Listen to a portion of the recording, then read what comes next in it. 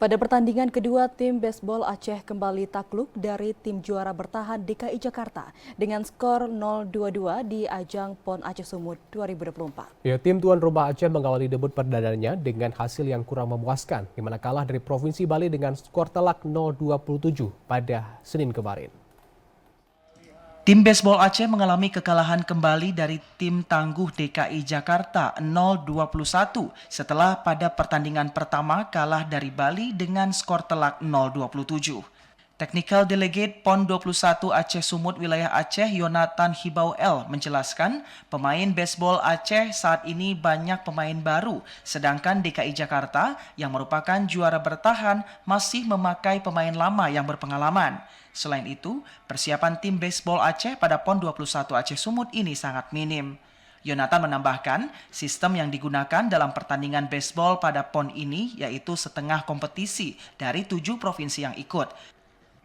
Setelah itu dilanjutkan dengan semifinal dan final, waktu yang dibutuhkan untuk satu kali pertandingan baseball selama 3 jam. Dalam satu hari berlangsung 3 pertandingan, yakni pukul 8, 11.15, dan 14.00.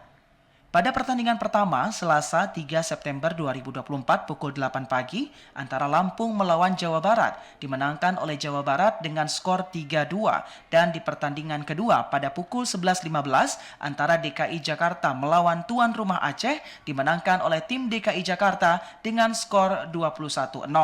Sedangkan pada pertandingan ketiga pukul 14.00, antara Sumatera Utara melawan Bali. Untuk sistem pertandingan ini kita mainkan setengah kompetisi dari 7 provinsi yang ikut untuk di PON ini. Setelah itu kita melakukan semifinal dan lanjut untuk di final.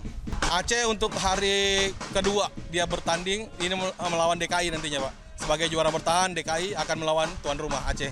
Yonatan menambahkan semua pertandingan baseball dapat disaksikan oleh seluruh masyarakat tanpa adanya penjualan tiket alias gratis. Dirinya pun mengajak seluruh masyarakat untuk ikut menyaksikan semua pertandingan baseball tersebut.